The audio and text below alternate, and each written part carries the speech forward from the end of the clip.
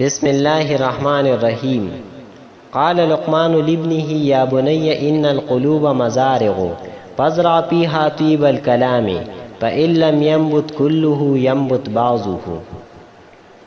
قال لقمان لابنه، لقمان حکیم سے خپل زوی ته ووی یا بنی ای بچیا ان القلوب مزارع زلون پټی دی فازرع فيها طيب الكلام ته وکړه پدې کې ښه او عمده کلام. فإن لم ينبت كله کو ټول زرغون نشي ينبت بعضه نو بعضه خو به زرغون شي. دا نصیحت لقمان حکیم صاحب خپل زوی ته کړی دی او ورته دا ویلی دی چې د زلونو مثال دا د پټي په شان دی. څنګه چې په پټي کې ښه او میوهداره اونه وکړي دقسې میوهداره اونه به ترې راهیږي. کو ازغنه اونه دې پکې وکړله نو ازغنه اونه به ترې راهیږي. دقسې مثال د ظلم دی. کو ښه خبرې دې پکې واچولې نو د خولې نه به ښه خبرې وځي. کو په زړه کې دې بدې خبرې واچولې نو خولې نه به دې بدې خبرې وځي. بیا ورته دا وایي چې کو ټول زرغون نشي نو بعضې خو به زرغون شي. یعنی چې په زړه کې ښه خبرې واچې نو کو د خولې نه دې ټولې ښې خبرې ونځي نو بعضې ښې خبرې خو به دې د خولې نه وځي. قال لقمان لابنه یا بني ان القلوب مزارع فازرع فيها طيب الكلام فإن لم ينبت كله ينبت بعضه.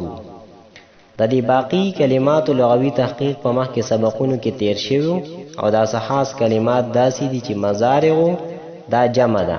واحد مزرعتون راځي معنی د پټي. فزرع دا فعل امر دی او دا د فتحه یفتحو باب نه راځي. زرعان مصدر دی معنی د کرونده کول. ینبت دا د نصر ینصرو باب نه راځي. نباتن مصدر دی معنی د زرغون کېدل.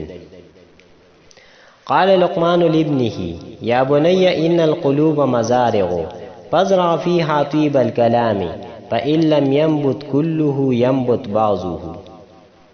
د دې ترکیب داسې دی چې قال فعل لقمان د دې فاعل لابنه کلام حرف جار ابن مضاف هی ضمیر مضاف الیه مضاف سره د مضاف الیه نه دا مجرور شو د لام حرف جار د پاره. جار سره د مجرور نه متعلق شو د قال فعل پوری. فعل سره د خپل فاعل او متعلق نه دا جمله فعلیه خبریه دا قول شو. یا حرف ندا قائم مقام د ادو نو ادو فعل پدې کې انا ضمیر هغه د دې فاعل. بنی کې بنی مضاف یا ضمیر د متکلم مضاف الیه مضاف سره د مضاف الیه نه دا منادا مفعول به. فعل سره د خپل فاعل او مفعول به نه دا جمله انشائیه دا ندا شو. ان حرف د حروف مشبہ بالفعل نه القلوب د ان اسم او مزارع خبر. ان سره د خپل اسم او خبر نه جمله اسمیه خبریه دا جواب د ندا شو. ندا سره د جواب ندا نه دا جمله ندائیه دا مقوله شو د قول لپاره.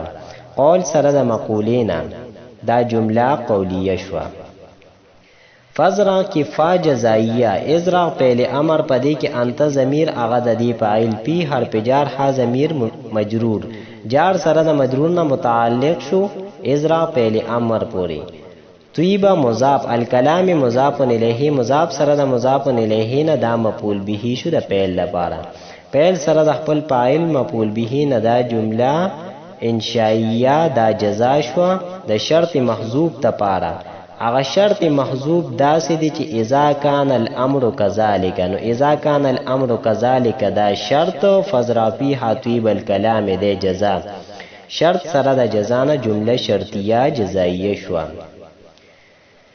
فإن پدې کې فا دا د پاره د شرط ان شرطیه لم ينبت فعل كله کې کل مضاف هو ضمیر مضاف الیه مضاف سره د مضاف الیه نه دا فاعل شو د فعل لپاره. فعل سره د خپل فاعل نه دا جمله فعلیه دا شرط شو.